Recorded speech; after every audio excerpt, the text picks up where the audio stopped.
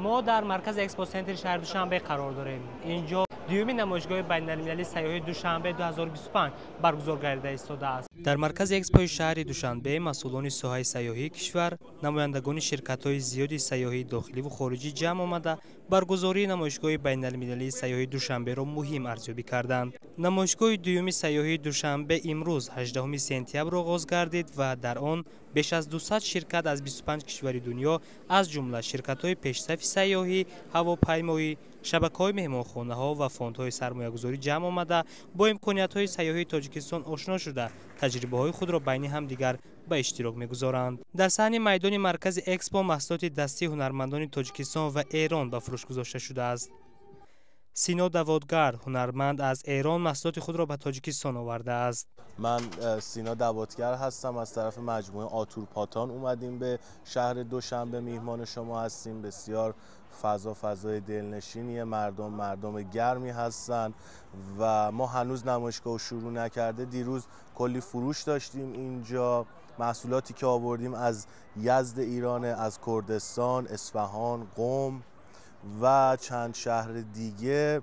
امیدوار هستیم که بتونیم اینجا تجربه خوبی داشته باشیم و اشتراکات بین فرهنگی رو با هم برقرار کنیم. بسیار خوشحالم که اینجا هستم. اولین حضور من در کشور تاجیکستانه و بسیار خرسند بودم تا الان. امیدوارم که میزبان شما در ایران باشیم و به همینقدر که شما مهمان نواز بودید ما هم مهمان نواز باشیم. ما سفره قلمکار اصفهان رو داریم، یک هنر 2000 ساله است. ترمه یزد رو داریم که یک هنر 2000 ساله است. خدمت شما عرض کنم که تلفیق هنر سنتی با ابزار مدرن رو داریم، مثل کیف ها، مثل کیف پول ها و خودکارهای هخامنشی رو آوردیم که باز کار دست تراش میخوره روی فلز و نقشه های دوره های ایران باستان رو آوردیم به زبان انگلیسی و نقشه اطلس شاهنامه. بله من بار اولمه ولی باز هم میام، حتما میام. سعی میکنم که برای نوروز حتما بیام، برای مهرگان حتما بیام. جشنهای قشنگی دارید، آیین‌ها رو خوب پاسداری میکنید و پاس میدارید و این برای ما که در مرکز اون فلات و فرهنگ هستیم خیلی ارزشمنده. در یک طرف نمایشگاه آشپزان و کدبانوها خوراک‌های ملی را به نمایش گذاشتند. من سرداری آشخانه بنفشه هستم.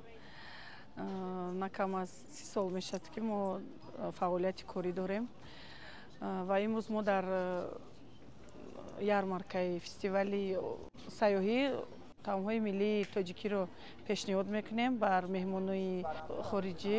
مسئولان شرکت سامان تریول که تشکیل کننده نمایش می باشند ذکر می کنند که دی‌آی‌تی 2025 منبر استراتژی است که در آن هماندیشان، سرمایه‌گذاران، متخصصان ساحه سیاحی و اهل فرهنگ جمع آمدند تا اقتدار استفاده نشده سیاحی تاجیکستان را بیاموزند.